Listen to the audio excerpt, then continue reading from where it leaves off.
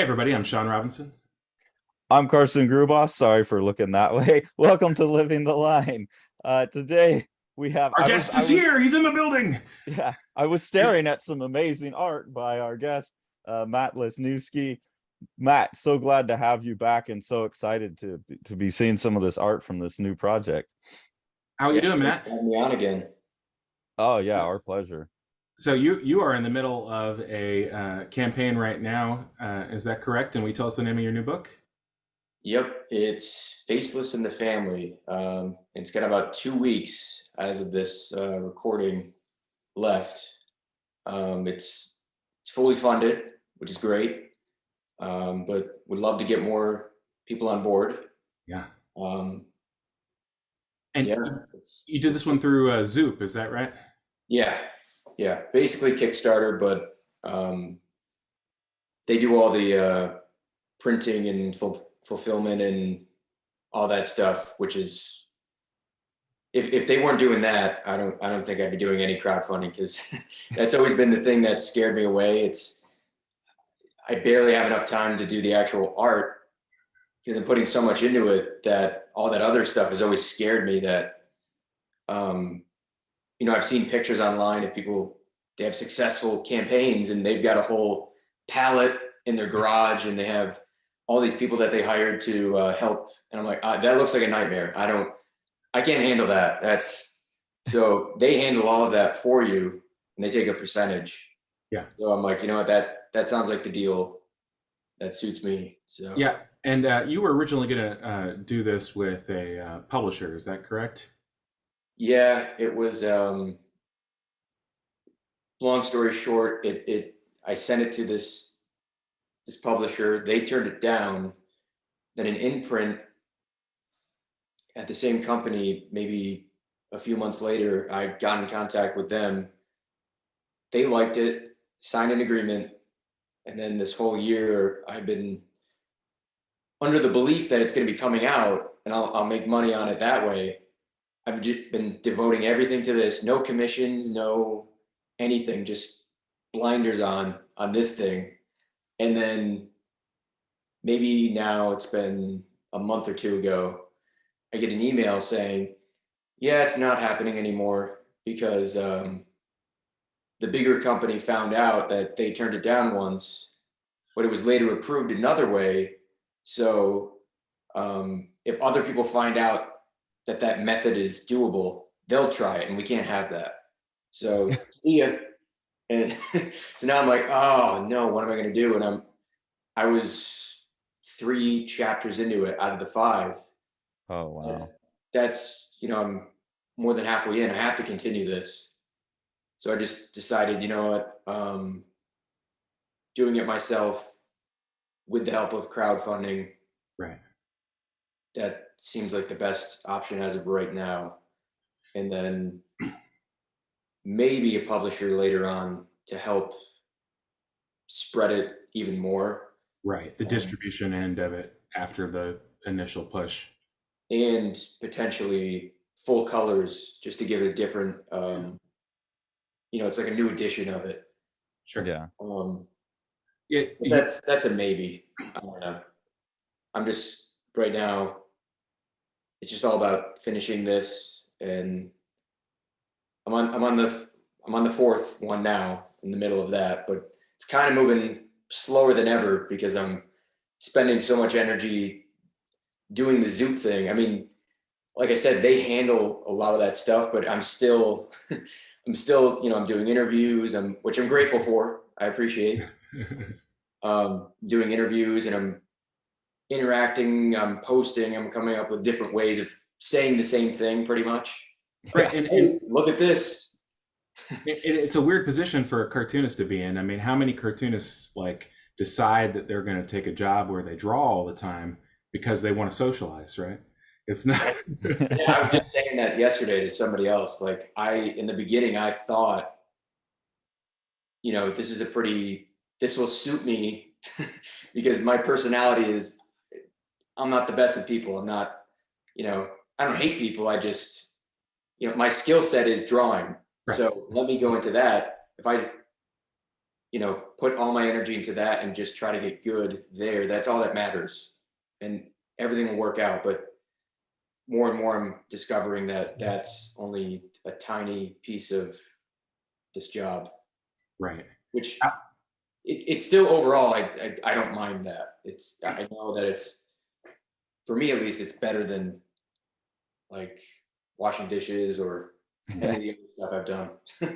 I personally, I go back and forth about this, because I think about the jobs that I've had the most amount of satisfaction simultaneously with, and you have a job where if you can enter that sort of meditative state and contemplate the work that you're doing, as opposed to something that like drains the same well, like I made the least amount of comics when I was being paid to do illustration work because it drained the well, Yeah.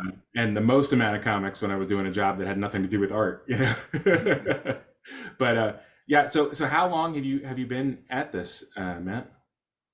Well, probably 2012 was around that. I don't know an exact date or anything, but and then each year it kept, the seriousness grew, and the approach changed. Like in the beginning, it was just, I want to be in Marvel and DC. I'll be a penciler because that's all I knew comics to be at the time. And I just thought, oh, it's just a job. That's a good job. That's a cool job. That suits me. Like I said, I thought, oh, it's all drawing. I'll just get that, and then that's it. I'll be coasting away doing that.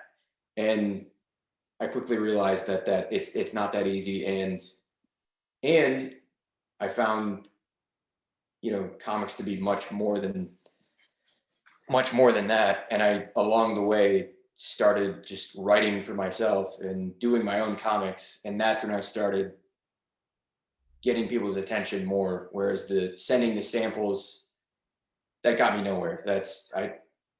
And like I said, each year that passed, I was more and more invested in it. And so yeah, about 10 years, I guess. Well, and you're such a relentless like explorer in your art. Like every time I see something from you, I feel like you're adding a new wrinkle to it.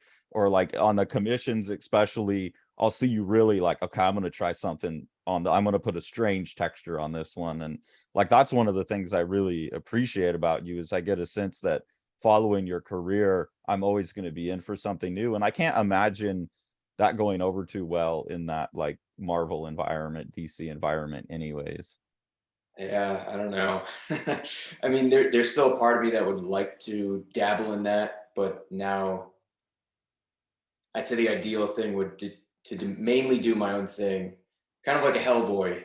Like I've got my world that I can keep telling stories in, and then if I want to, I could step out and do a little 4 or 5 issue thing that I do in my own little corner, and then I return back. Right. But yeah, to the new experimentation thing, that's just because I don't want to get bored. And I don't know, like a lot of people, a lot of artists, they kind of find, it seems like they find a style for themselves, and then it's like they found their favorite jacket and then just I wear that jacket every day. It's great. It's comfortable. I love it. It looks cool. I don't know. For me, I can't. You're spending so much time doing this stuff. Aren't you going to get bored? I constantly, I'm trying to make it fun for myself. That makes it sound like I hate it, which I don't. But it's just, why not? Like, why not try different things? And then once I kind of get tired of something, or it's, I don't know, like not as much of a challenge, or I'm not as interested in doing that, I just kind of let it fade away.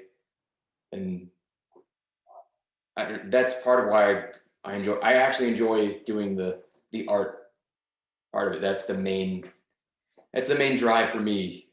Which you'd think everyone would be in that boat, but I don't know. I don't think that's always the case.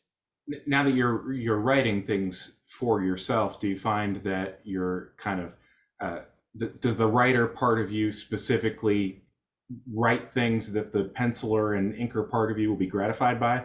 In other words, are you sort of like letting the artist drive in this scenario, or is the writing its own kind of conception?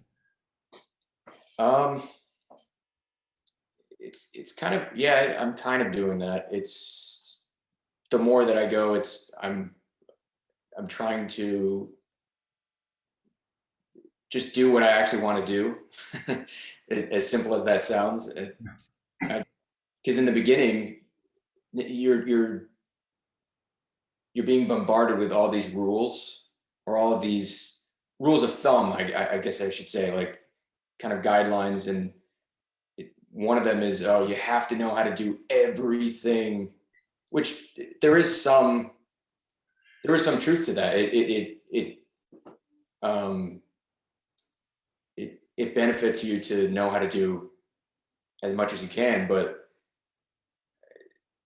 I don't know. The more that I go along, I don't know. It's more about, you know, the power's in your hands. You can. I don't know. I don't know. A lot of it's mixed with my imagination, and because before the writing or the art, I'm just kind of dreaming of this world, or I'm dreaming of these characters, and then the story and the art kind of, I don't know, they all develop along the way together, because I'm doing it in steps, but I'm also, early on, I'm keeping it very loose. So Well, I mean, your current book has really, you've got some concrete, what would seem like abstract visuals that you've then worked into the story. So, I mean, when you have like the double page spread that you shared recently from the book, for instance, like, is that image came first, or the concept for that city came first? that came before anything, because I was writing another story way before this one, and that popped in my head, but it didn't fit that story at all. So I just set it aside and saved it, Right. and just thought, like, I can use this for something else. Um, and then while this newer story was coming along, I remembered this one, and I'm like, that's perfect. It fits the story. The characters make sense here. Um, so yeah, I just brought it back up, and I've always been drawn to. See, it's kind of a double-edged sword with doing whatever you want. You can kind of, I don't know. There is some repetition there. Like, I don't know. It's all a matter of perspective. Like, you can kind of, I think in all mediums, artists do this a lot, where they sometimes play the same note, or the themes are very, there's a repetitiveness to what they're saying or what they're putting out there. But then at the same time, which can be looked at as a negative, where it's like, all right, you got anything else? But and then at the same time, though, I can kind of look at it like, I appreciate that, because it's like, they know who they are. This is their voice. They're comfortable, not in a bad way, but they're comfortable here, and they know their strength. So, like, I've always been drawn to, like, the desert like terrain in that world. I don't know. I always, like I said, it always starts with my imagination. So I'm always there for some reason. That's where a lot of the stories start. Like, the Freak, Static, they all kind of are there. This one's a little different in that it's more blocky, whereas the other ones are more just sort of wasteland, like, whatever. But I wanted to play with it, like in that file that I sent you, like, there are warts that pop up because it's the hand planet. So, and then you've got these blocks that open up. I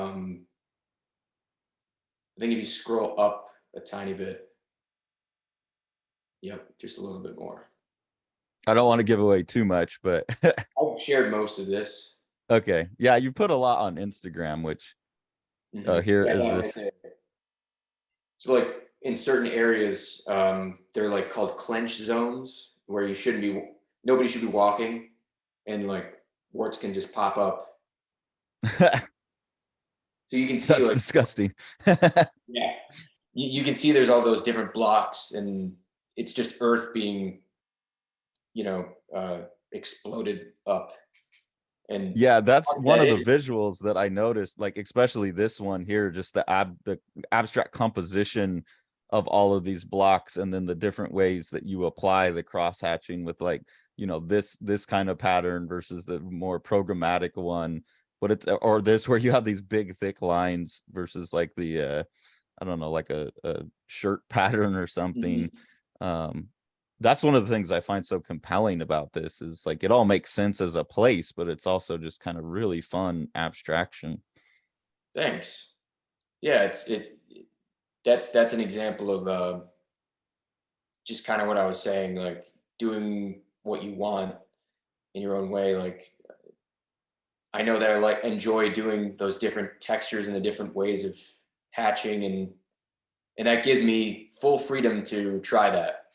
So I mean, it feels like I'm getting away with something, but Yeah, but you're getting away with it really well, so it looks amazing. Where, Um, where, you're, okay, go ahead. Sorry. you were kind of talking about like that certain artists have like this core theme. Like well, you were talking about that. I was thinking about Chris Ware, where it's like every Chris Ware story is kind of the same, like depressed, like fat guy story, even like Building Stories, which is centered around a female character, still has this same kind of thing. So do you have a sense of like what that core concern is for you, or are you trying to push away from it and not be one of those artists? I'm a little bit conflicted because with this one, I wanted this to be like my Hellboy thing. Mm-hmm. It was my own world, and it was my thing that I could return to, and I could build up like this for this Zoop thing, the graphic novel. It just sort of sets up the family, which is the main group of characters. But there is a full story there, and it comes to an end. But it's left in a place where I could continue it, and I already have ideas for a second volume. But then I do start to think about the other side of that, where it's like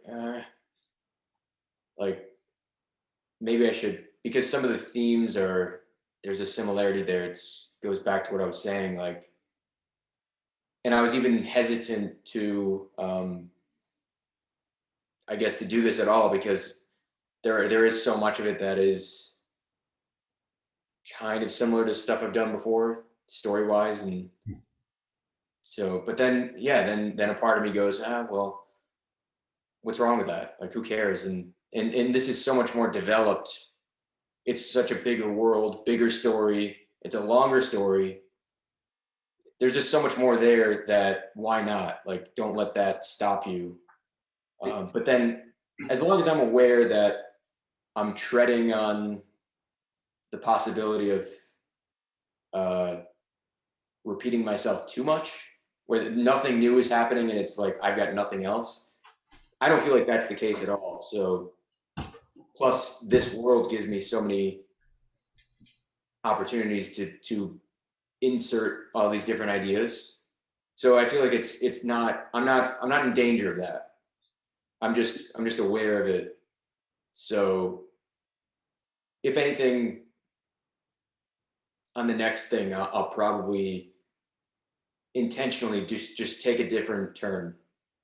It Yeah. seems like it's a pretty big part of the process of building an audience is finding people who are sympathetic to your interests, and in a certain way. I mean, call it narcissism if you want, but I mean, it seems like that's really what it is. You do the thing that gratifies you artistically, and you hope that somebody's going to come along and be gratified by it. And making something that's characteristic of you doesn't seem like it's a flaw. It seems like that's a way of embracing the things that are unique about you. I mean, there's no shortage of programmatic writing and drawing that is intended to cop somebody else's audience, right? Yeah. Yeah, I mean, well, I'm glad you're saying that, because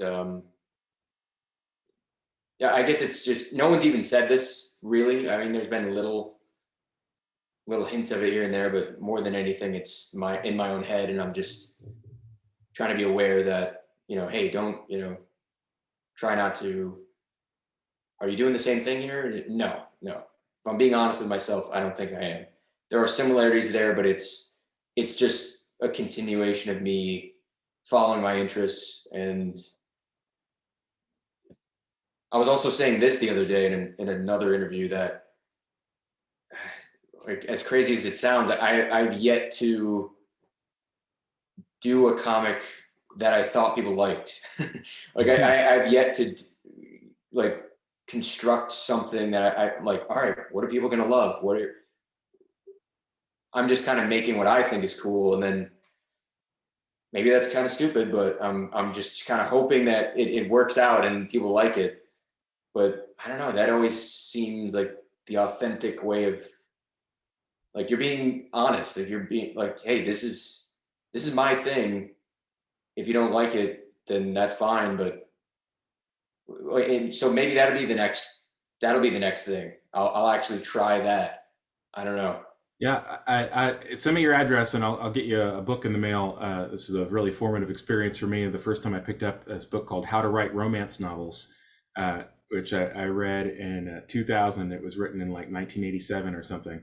And the entire thing is a 250-page book that details everything you have to do in order to make a satisfying romance novel that meets every criteria that any existing romance genre reader might need, and goes into great detail. Do not do this, or they will be so mad they will never read another book that you wrote. And in a certain way, it's kind of comforting to realize that, like, some genre stuff is so programmatic that somebody can just literally write a 200-page manual. You don't have to play that, right? You don't have to be part of it. Yeah, that's there was a time where I kind of looked into that, like the how to write, and there are all these different, like, there's this YouTube channel, and I'm not gonna give them a shout out. I'm not gonna. I mean, I like their channel, but they have all these different. It's more film, but it's still about storytelling. It's more about, like, they have all these different people on who they have their own techniques on how to write, and they have their own structure and their own method, and you have to follow this. You download my chart, and I'm like, I would try to, like, pick little things that would help me, but then I just started to realize, like, no one knows. There's no right way. They all think they have their they've cracked the system, and they can, they've dug up this this guideline you can follow, and it's foolproof. And if you break out of that, you're wrong. You lost your audience. Yeah, your audience will hate you, or I don't know. Yeah, and yeah, you're exactly right. That film is the one place where it's, and part of it's just because of how expensive it is to make, or how expensive it was to make a movie, and how little artistic merit anybody who works in the production side of it has. Sorry, production meaning the money side of it. So you have this industry where people who they're so insecure because they're gonna say, okay, hey, you can have $20 million. Also, I know nothing about storytelling or writing or filming or acting, but please make my money back. And so you get these crazy things where people make up this formula. All those formulas come out of this particular book that was written by a guy who was he was a film professor. He had sold almost no scripts in his entire writing career. This guy who made all these different formulas famous was his great unsold, or his great one sold script was about a boat that had a jet engine on it. And this guy taught classes for like 30 years on formula, and everybody, has all these derivatives of this guy who was a failed writer's formula. It's a fascinating kind of thing. Yeah. Anyway, sorry, not to derail us. with jet boat talk, but you know, it's relevant, right? I think the lesson with that is like, it's almost useful, like that 200-page manual on romance. You go through step by step and go, okay, I'm going to preserve all of this, but break these two things. And then you've got an interesting story, right? It's Yeah. like, it's everywhere that you break the advice intelligently that you're probably going to get some real traction. Yeah. Oh, sorry. I was just going to say, if you're using that and you're lost, or if you're very new at it and you're not that experienced with it, then you might, now you're in the ocean without the boat, and you're just like, oh no, what do I do? Yeah. So, And the answer is you get the jet engine and you put it on your boat, and then you sell your script and you drive it to your money island. So talking about like story and structure, last time we talked, Matt, the Matt Battaglia was here, and if I remember correct, one of the things that we talked about was length, and that you, if I remember correct, you and I were both talking about being interested in the more decompressed storytelling of manga, and you felt a little constrained by that being published at companies that like wanted a 24-page book. Am I remembering that correct? That you had an interest? Not really. Well, anyways, where I was leading with that is, are there, now that you've got this book on your own and you're not dealing with a publisher, have you gone back and like added anything or made any changes to the story where you feel like you have more freedom to do it your way versus like, okay, this has to be a 24 page color? We were talking about that at one point. Actually, I've done kind of the reverse, because initially I was doing it my way, and I was doing it my way, and it was just longer and it was more drawn out and whatever. But then I thought, I should probably, this is too weird. Publishers aren't going to be interested, or the readers aren't going to be interested. That is part of it. Like, I have to somewhat consider unless I want no one to read it, or I don't care how many people read it. Like initially this was going to be, in the first chapter, they go to this abandoned house in the middle of nowhere, and that's what the story was going to be. And there were going to be characters coming and going, and that was mainly going to be what the story was. But then I decided that that's not enough. Most people are not going to be interested in that. They're just going to, like, even if I go all out with the art, it's just not going to be enough. What I'm doing now isn't enough. So I was thinking more of the standard 24-page thing or whatever it is, and in some ways that kind of helped it, I think, because I was trimming some of the fat, and I was getting rid of like sequences that were 10 pages long that really didn't need to be that long. And so, if I'm being honest, a lot of that was really good, actually, because let's be real, these are made to be read, right? Yeah. So me doing this, going back to the narcissism thing, like just doing whatever I want, truly, it is not really that's not really what's best. You have to somewhat consider the person reading this. Like, are they going to want to sit through however many pages of me just about people walking in the desert, having this awkward interaction? Like, let's condense this down a bit. And I don't know, that's looking back on it, I'm glad I did that. So when you're doing that trimming, are you trimming out finished artwork, or are you able to like catch it? Because you put a lot of effort into your art. So I could imagine once it gets there, you're like, nah, leave it. Or is it like in the writing stage, or where is that that was the writing stage. So before I think I got to the thumbnail stage, actually, but I'm not losing much there. It was mainly, I had already written it, and I thought I was going to be doing this other book, so I set it aside, and then that fell through, And then I returned to this, and looking at it after time had passed, I decided, you know what, this needs to be, if I'm being my own worst critic or whatever, this needs to be, you know, trimmed down and reworked. So that's the thing that people. It's an interesting balance. It's good that you feel like you can switch those hats back and forth in order to sort of gauge a sequence like that. Because on the one hand, you're right. Like you're going to lose attention of the audience, especially with a story that's supposed to be focused or has that kind of thing. On the other hand, you can think of story constructions where you think about like a picaresque novel, something like like David Copperfield or something, the Dickens book, where he's just basically like, well, this guy wanders from place to place to place, and that's the way that the story is structured. And within that framework, it's like you would cut the things that are extraneous, and you might cut the best part of the entire thing.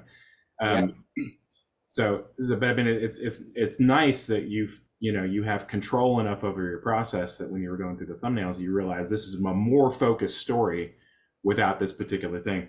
I always go back and forth about it because I have a lot of friends who are novel writers who do the editor publisher thing, and a lot of times like somebody will send me like a first draft of something, and the thing that I think is the best thing in the entire book is the thing that gets cut first, because it's the least normal. And that was the issue, is somebody is identifying this as like, this is not normal. It's not normal for you to start your book about a guy who runs a factory in Mexico by him having a dream where he's in a dance sequence and everybody does their legs up in the air, synchronized swim routines. And to me, it's like, that's how you start your book. Look at you, Yeah, it's I don't know. I guess it's a balancing act of knowing, who knows, maybe I ruined it. Maybe I took out the essence of what this was supposed to be. And if I left it at 40 pages an issue, that would have been better, but I don't know. Yeah. We'll never know, because we'll see it as you've intended it, which is good. And you're not using like an outside editor at all to make any of these decisions. You're just not on this one. No, it's okay. I wanted it to be pretty much just me. Like you're getting everything is just me, which you don't get that often. Yeah. And I find that extremely exciting. Even if you were to go off into like a strange, too unique tangent, I don't know. To me, like that's, but I guess we're like the niche, like we like all that stuff. So it's like, of course, me and Sean are going to be like, yeah, like 80 pages of people coming and going from a house sound amazing. Like, yeah, no one will ever know. Can you? We've been talking about this for a while without any like indication of pitch for what the story is. Can you explain to the audience what we're looking at? I know you've done a lot on your Instagram, but it's basically I mean it is strange as it is. It's kind of, it doesn't fit really in one genre, I guess, but I just called it sci-fi post-apocalyptic to help people understand what this might be. But it's essentially it's still a little early for me, so I'm trying to get the brain going. Same here, so it's good. We're on the same page. It's about a group of misfits all on the outskirts of society in different scenarios who come together and they form this family-like bond. And that's essentially all it's really about. And that's all I wanted it to be. And it, like I said, it was going to be just at that house, but a journey was like thought of out of it, where each character is looking for one specific thing. So they all have kind of their own main objective, but it's mostly centered around the main character, Faceless, who he's looking for a new face. He wants to get facial reconstructive surgery. And then you got Giant. He wants to make new memories. That's all he wants. That's him right there. And then you've got an escaped cult member, and you've got this homeless guy who he was homeless with his wife, and he woke up and she was just missing one day. So he's looking for her. They all along the journey kind of run into each other, and there's a lot more to it, but I want to try to keep it simple because that's the best way to. And looking back on it, I just thought, oh, that's kind of like the Wizard of Oz. It's just my own kind of spin, I guess, but it's completely its own. Like odd yet lovable characters, all on this one journey, each looking for one thing. Yeah, that's pretty much it.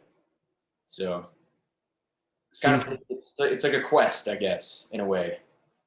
See, it seems like the journey as a narrative. I realize that this is a thousands of years old, story structure.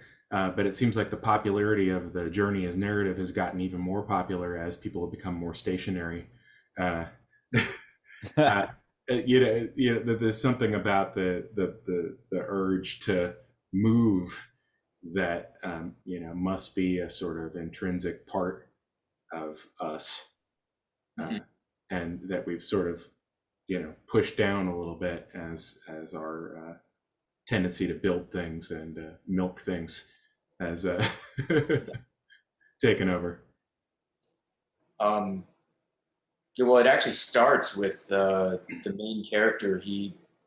His backstory. I don't say the actual ages or anything, but it's let's say he's 18 or so, and he disappears from society. And part of that, I got into watching all these true crime like videos and podcasts, and there was this one that fascinated me where this guy he went out with friends at like this bar. It was a group of friends, and he just vanished. And I think to this day they have not found him. There's even cameras, and they've done everything, and they could not find this guy. I think that might have inspired the backstory of Faceless a tiny bit, because at the time I was just like, wow, how did he disappear? But anyway, he disappears from his town, and everyone thinks, did he get kidnapped? Did he get killed? Did he run away? What happened?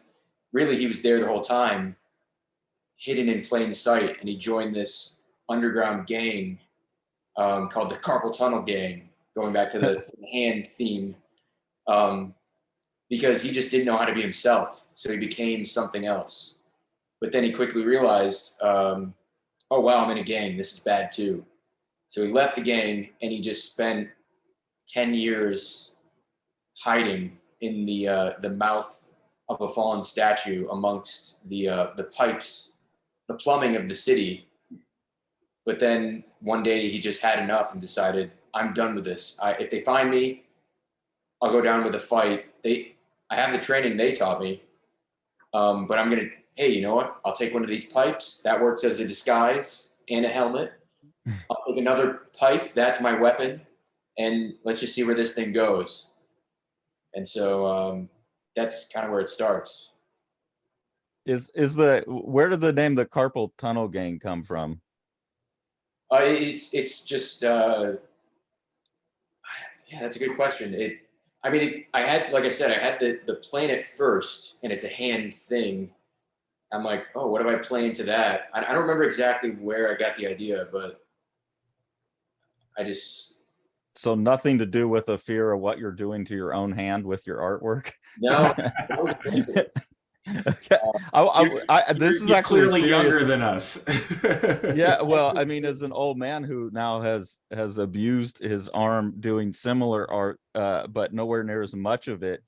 One of my serious questions I was thinking about coming into this is like, do you have an exercise regimen for your hand to allow you to get through all this stuff without developing like cubital tunnel or carpal tunnel? I actually did maybe like 5 years ago. I really badly messed up my hand, and I don't think it was from the actual drawing, but that might have made it worse. I think so I was doing this job where I was I was like a delivery driver, and it was they delivered a bunch of things, mainly office products, but they had the those water jug things that you put on the water cooler, and they're Yeah. pretty heavy. But there was a pallet that got delivered, and you had to like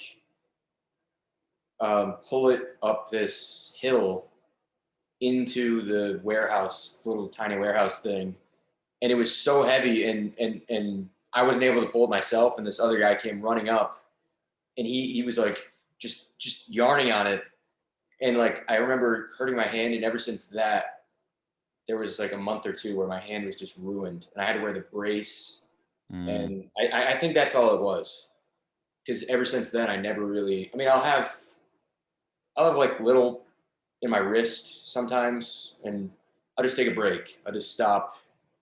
But luckily, so far, other than that 2 month little window, I haven't had too much of an issue. So, I other than just like, that, I just kind of like stretch it, and yeah.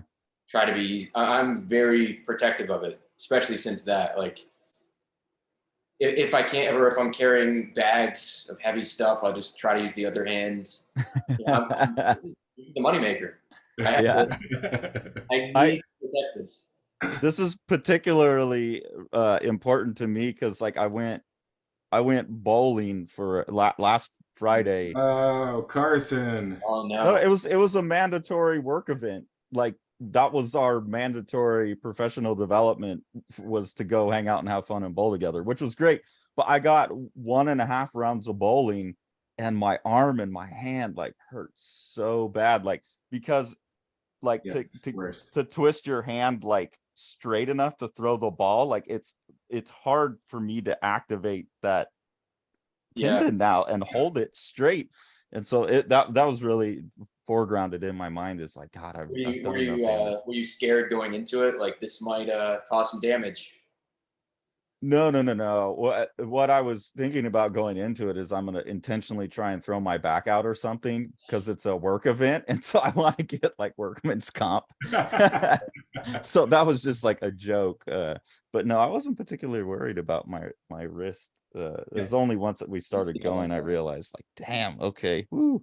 So with drawing, I'm left-handed dominant, and I sprained this finger in December, and I've had problems ever since then. But the only upside to it has been that I've stopped doing everything with my left hand that is not drawing, because it's just not worth it. So yeah, like you were saying about the carrying stuff or opening boxes or breaking down things, it's just like, nope, get me a knife. I'll do it with my right hand. I don't care how awkward it is. You can't be too careful with it.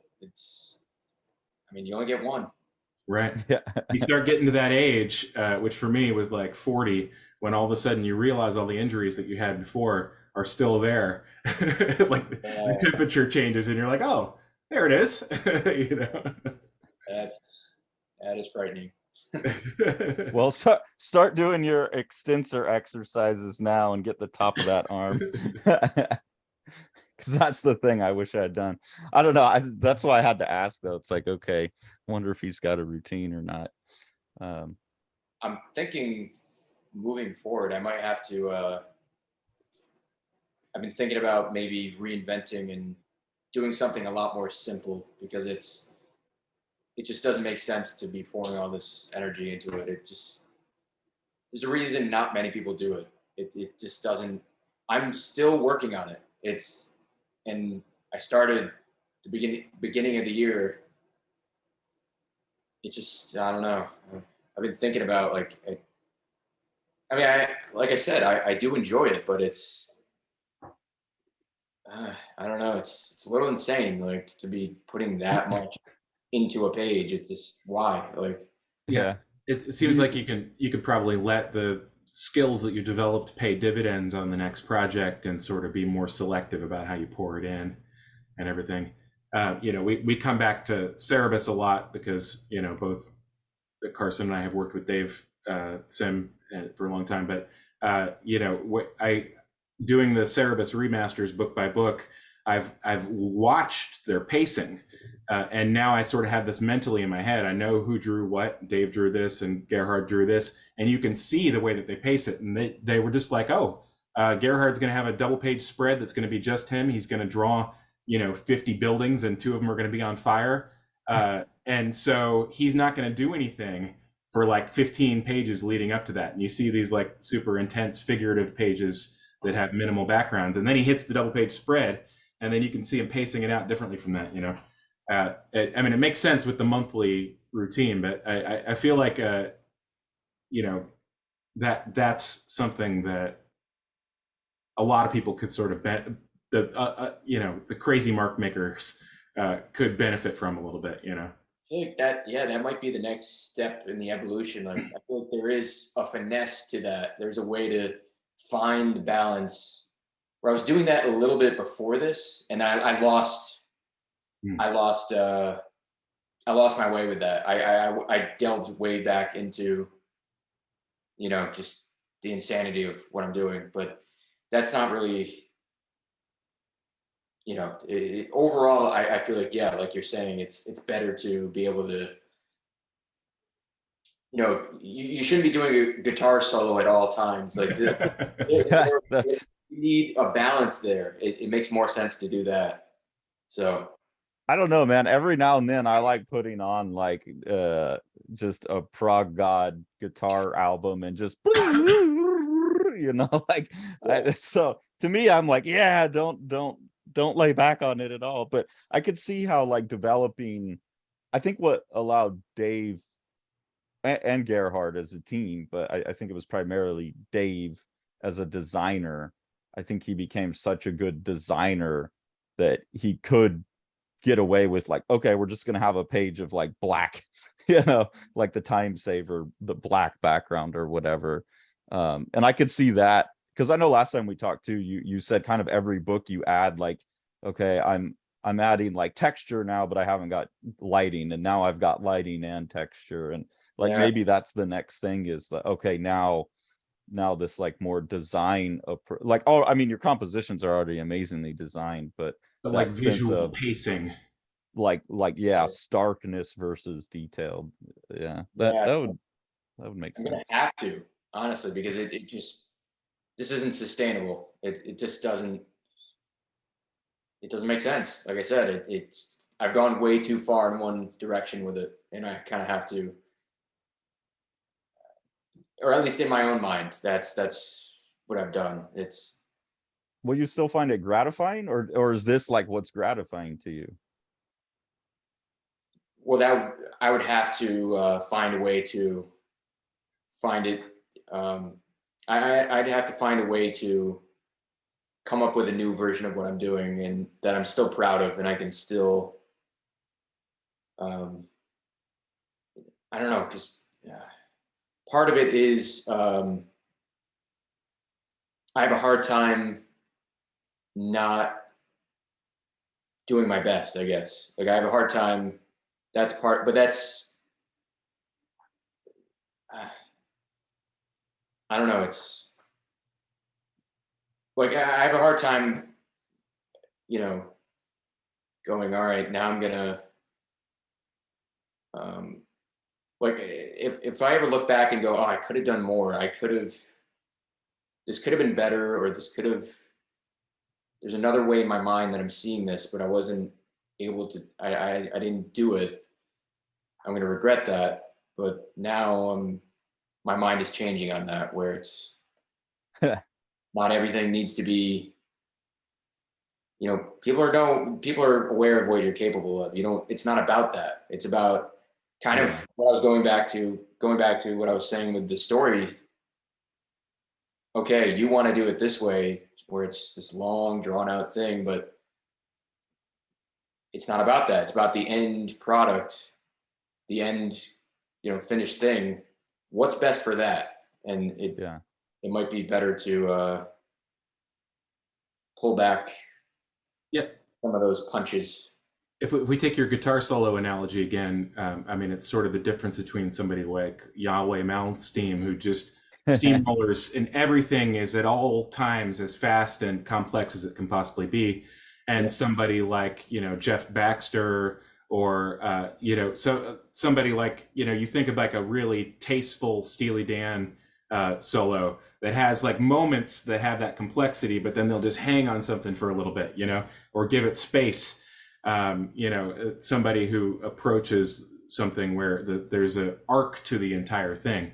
I feel like maybe the Yahweh Mouse theme approach would suit a certain kind of story, a pyrotechnic kind of performative display. It's the visual equivalent of peacocking. Yeah.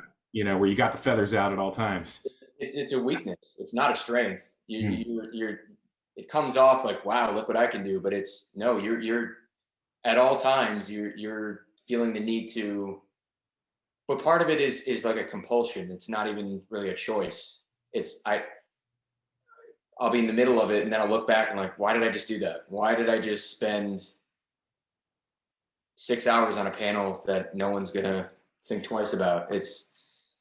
That's part of my like sickness, I guess. But yeah, that's something I need to learn more. Like, I'm aware of it. I'm aware that if I was more selective and I was more, that's the next step. I think the more I'm talking about it, that's definitely that's gonna be difficult to because I'm so used to at this point just more, like push it forward. What can we do here? What are the limits of? That's kind of where my headspace always has been. Now I'm realizing more that it's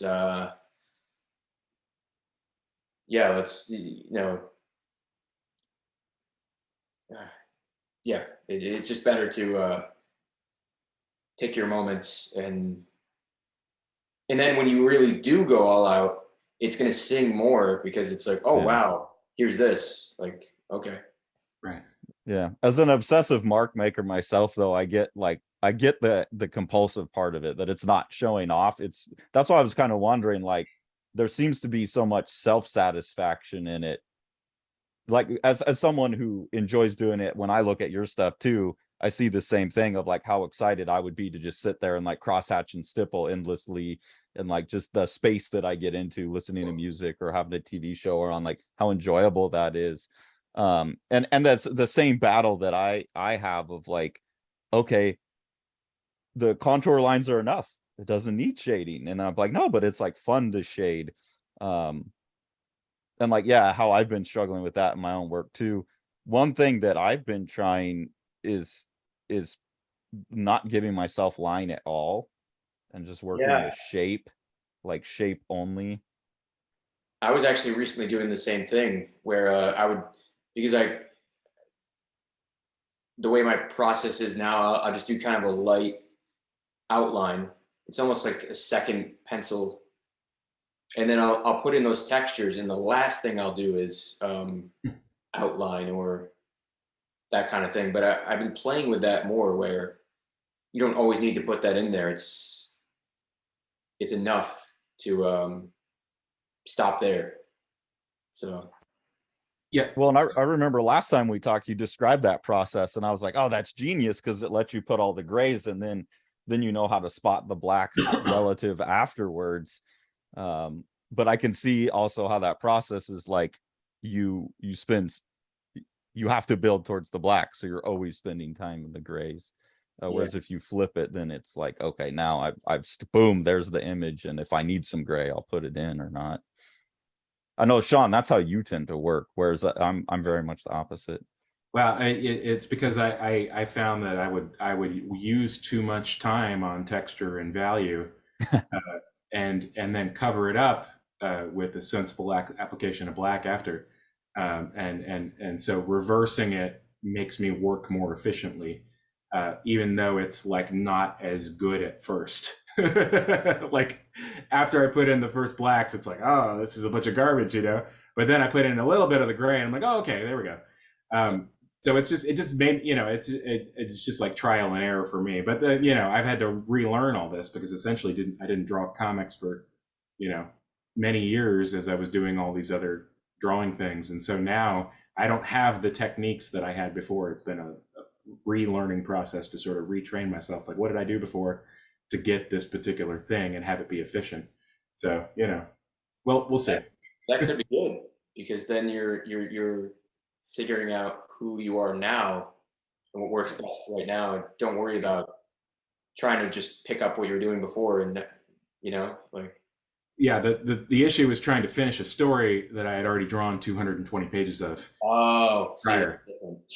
And so it's not at a clean place where I could just make a stylistic justification. If I could go back in time, I would make it a 2-color book that was all done with a single spot color or wash. Because that's where I'm at right now, is like, okay, I can handle a brush, I can handle a second color overlay, but the noodlies have departed. They have given up the ghost physically. Like, I have physically lost the noodlies. And you know, it's mostly just the injury, I think. But you know, it's been a weird transition to try to reconnect with that you know, that self that is 9 years gone. You know, but I thought you were starting out with something brand new, and I was like, that would have been a good idea. that could have been fun. Like, let me see what I'm gonna do now, like, and just forget the old version of what I used to do. But right, yeah, continuing that's got to be. Yeah, we'll see. We'll see. It's just got to be readable. I'm trying to make my goal a little bit more modest now. I'm reconnecting with the value balance, even if I'm not getting the. It's always going to be visible to me what was done before and what was done after. But I'm just kind of reminding myself that the percentage of people who are perceiving that directly is fairly low. You guys are going to be the people who are going to be like, that's the panel right there. The assholes. Yeah. The overly developed laser eyes will catch these things. It's we have this sickness. Most people, they're lucky. That's true. That is the sickness. And you too can have the sickness if you will go right now to zoop.com and pledge for Faceless in the Family, which is what I'm going to do right now. Thank you. I'm really excited about this book, Matt, and I think the stuff that I've been, you know, I've been following along your development with this on Instagram, and I'm really grateful that you have been so generous in sharing all the stuff. You know, because it really got me hyped about it, and you know, it's an intensely visual book, an intensely unique look at a cartoonist who is really developing their own, you know, not just your own style, but your own sort of world and your own, you know. I'm going to use this analogy again. You furrow, you know, you're plowing your own furrow here, and it's really exciting to see. And while you're at it, take a look at Eric Creek's The Exile, if you will, which is a Kickstarter that Living Line has going right now. And sort of the opposite visually, Eric has got the blacks only, and then filled in with some limited color. And if you can imagine a combination of your two styles, we would have. We need to meet in the middle. Maybe collaboration in the future. Awesome. That would be a wild look. Yeah. He'll show you how to strip everything down over top of your layouts for sure. I'm sure. But yeah, I'm so excited about this. Last time we talked, you had mentioned that you had your own thing going, and once you started posting images about it, I was totally thrilled. And I know you're talking about maybe doing a color version for wide release, but personally, selfishly, I'm so excited this book is in black and white. Me too. Because it just totally speaks to me for everything I love as like someone who loves texture and mark making and graphomania and all that. So I can't wait to get this book in my hands and kind of drool all over all the little details. And I know, you know, I'm a fan of your past stuff, so I know the story is going to kill it. And yeah, I'm just really looking forward to it. And thanks for joining us. And thank you for having me on. I really appreciate it. It's a real pleasure. Our pleasure, Matt. Well, thanks for following along. Everyone, go support both of these books. They're both going to be awesome, and they will be a perfect contrast to each other. You both. Truer words never spoken. One day we'll get to the point where we can have a graphic novel vending machine that will give you the latest and greatest direct from Matt's brain. But until then, Zoop and Kickstarter are what we have. No way. All right, thanks guys. Make sure to like, smash that subscribe button, and ring that bell.